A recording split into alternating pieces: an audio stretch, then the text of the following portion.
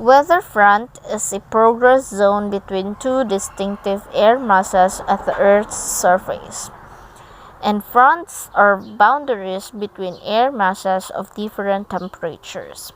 So, we have four types of fronts, namely the cold front, warm front, stationary front, and occluded front. The types of front depends on both the direction in which the air mass is moving and the characteristics of the air mass.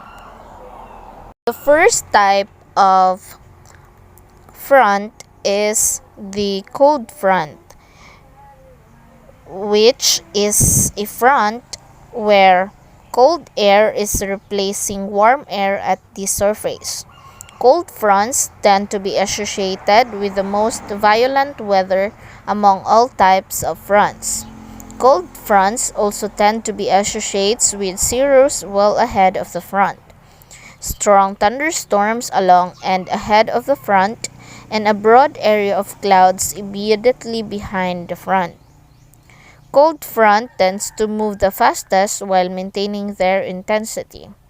Cold fronts usually bring cooler weather, clearing skies, and a sharp change in wind direction. Cold fronts almost always are easier to locate on a weather map than the warm fronts, primarily because of the strength of a high-pressure system to the north and west of the cold front compared to that north of a warm front. The second type of front is the warm front, which it is a front where warm air replaces cooler air at the surface. Warm fronts tend to move slowly and are typically less violent than cold fronts. Warm fronts regularly bring blustery weather as the warm air mass at the surface transcends the cool air mass, making clouds and tempests.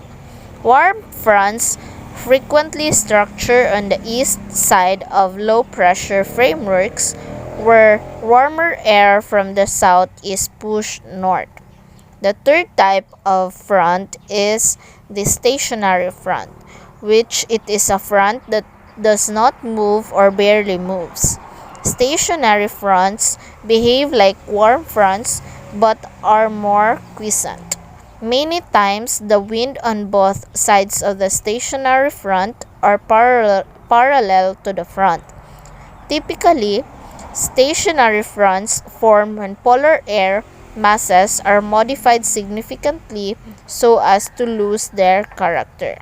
The last type of weather front is the occluded front, which form because cold front move faster than warm fronts. They can catch up to and overtake the related warm front. Occluded fronts are indicative of mature storm systems. Well, let's take a look at the diagram. So, we can see here the front symbols. And in terms of the front formation, cold front forms when cold air moves under warm air, which is less dense and pushes the warm air up. And warm front forms when hot air pushes against the cooled air.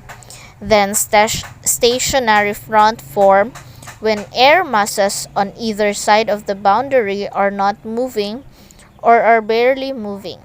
Lastly, the occluded front form when a warm front is overtaken by a cold front. And also, in terms of their on their associated weather, cold front is associated with frequent rain with possible thunderstorms, and cooler temperature and drier air after front passes. And warm front is associated with light rain and humid temperatures. Now then, stationary front is associated with cloudy and overcast with light showers. Conditions do not change another system passes through. Lastly, the occluded front is associated with severe snowstorms. And we also have here in the diagram of fronts.